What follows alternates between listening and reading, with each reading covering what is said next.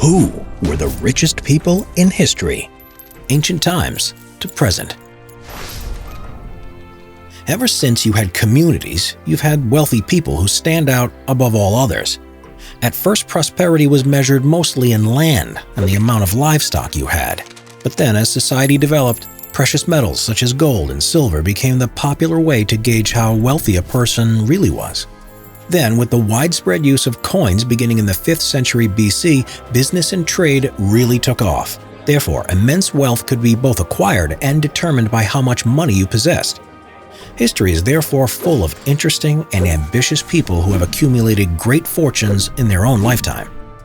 One of these early, incredibly rich people was Marcus Licinius Crassus, a Roman general, powerful politician, and personal friend of Julius Caesar. Crassus was born in around 115 BC in Rome, Italy, to a very wealthy family. He spent his life dabbling in politics and real estate, amassing a vast fortune as well as gaining great political power.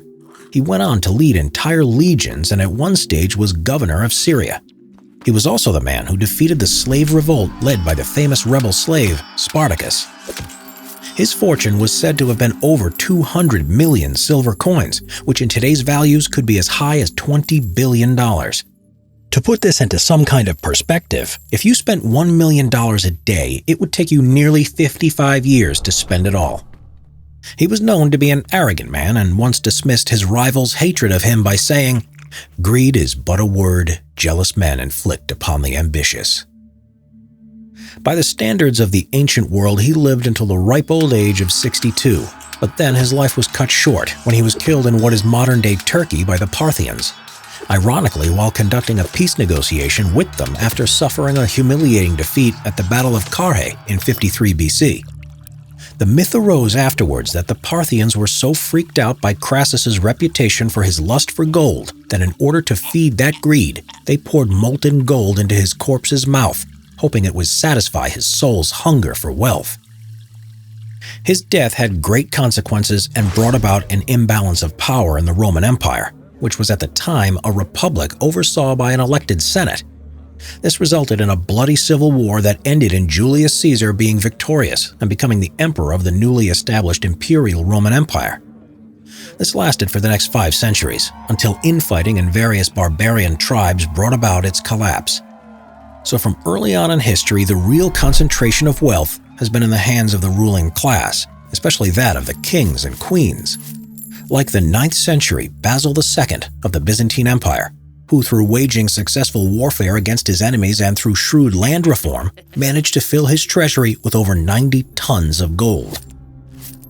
Or the mighty 13th century Musa I of the West African Islamic Mali Empire, who made his money through gold and salt production on a truly colossal scale. His wealth was thought to be so great that it was said to be immeasurable. Then in the 15th and 16th century in Europe, commerce flourished, and people like the German merchant Jacob Fugger became immensely rich. He came from a successful middle-class family of traders and joined the family business when he was in his early teens. By his 20s, he decided to concentrate more and more on mining, so he came up with an unusual business plan for the time. He would loan local silver mines money in exchange to become a large shareholder in their companies. Very soon, he controlled most of the silver production in Germany. Then, through various royal connections, he gained much influence and power. He even lent the Vatican money to help build the new St. Peter's Basilica, the Sistine Chapel, as well as other church buildings. Jacob consolidated his power when he married the daughter of the highly respected Grand Burgher of Augsburg. He went on to become a global player in the copper mining market, and upon his death at 66 in 1525, he left most of his fortune of over 2 million gold coins to his nephew. Then in the 19th century, with the emergence of the United States as a true industrial superpower, came along a totally new breed of mega-rich people made up of self-made billionaires. These became known as the so-called American robber barons, as they had become tremendously rich through ruthless and unscrupulous business practices. These included people like Andrew Carnegie, a steel magnate, Jay Gould, a railway tycoon, William Randolph Hearst, a newspaper mogul, and James Buchanan Duke, a cigarette manufacturer. And the mightiest of these was American oil tycoon John D. Rockefeller. born in 1839, and who is often said to have been the richest man in history, and probably was. His fortune at its peak in the early part of the 20th century was in excess of $400 billion. He came from a dysfunctional family, having a traveling conman and a womanizer for a father, who spent his time selling supposed miraculous medicinal potions to anyone gullible enough to believe his claims about his fraudulent products. He preferred a vagabond existence and visited his family infrequently, so John D. Rockefeller was mainly raised by his religiously devout and loving mother. From an early age, Rockefeller showed an aptitude for business, raising and selling turkeys after school, and at 16 he took a course in bookkeeping. He then moved into debt collecting, and once he had made a small fortune at 20, he started to buy shares in a wide variety of companies. This proved highly successful, and he then went on to make his vast fortune by having the foresight to heavily invest in oil refineries and the infrastructure needed to support them, like a network of pipelines and storage facilities. In order to control this huge empire, Rockefeller formed a corporation called the Standard Oil Company, and then went about ruthlessly driving his competitors out of business. He saw this as merely eliminating the weak. In fact, he felt he was doing the country a favor, as this made the nation's oil industry stronger and more efficient. By 1890, he had become so successful that Rockefeller controlled 90% of all oil in the United States. This allowed him to fix prices, limit industrial output at times, control the market shares, and exclude any real competition.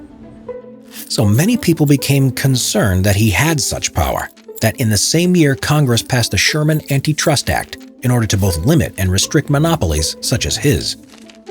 But it was not until over 20 years later, in 1911, that Rockefeller's Standard Oil Company was finally seen as falling foul of this law. His company's shady practices and abuse of its monopoly finally resulted in Rockefeller's corporation being broken up into lots of smaller companies so that they could no longer easily work together in an unscrupulous way. Though by this time, Rockefeller had retired and was now concentrating on what to do with his vast fortune. So he devoted the rest of his life to charitable activities, funding universities, medical research, promoting public health programs, and many other noble causes.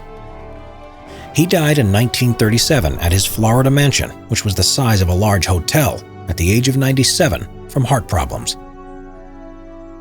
Though the rise of capitalism in the 20th century has brought about many new billionaires, royal wealth still lingers on.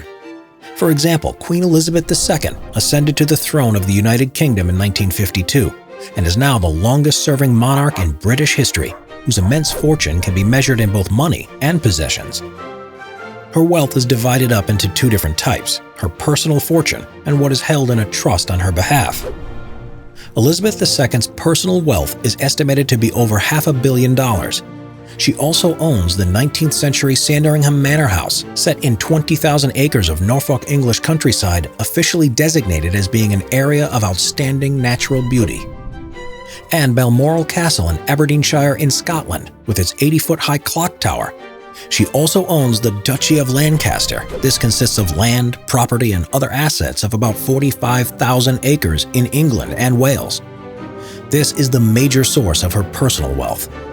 The range, value, and size of these things is truly staggering. They include the 775-room Buckingham Palace in London and Windsor Castle, which is the oldest and largest occupied castle in the world today, as well as another 3 palaces, St. James Palace, Kensington Palace, and Hampton Court. Then there is the Crown Estates, and these are valued at least $17 billion and includes over 3,000 square miles of British land. But it doesn't stop there, for there is the Royal Collection with its vast number of historic works of art, with over 1 million items in the collection including manuscripts, antique clocks, sculptures, and numerous paintings. Now we have a new breed of super rich people, mostly in the innovative tech industries, like Bill Gates, the co-founder of Microsoft, valued at $111 billion. Then there's Facebook CEO Mark Zuckerberg, who is thought to be worth $85 billion.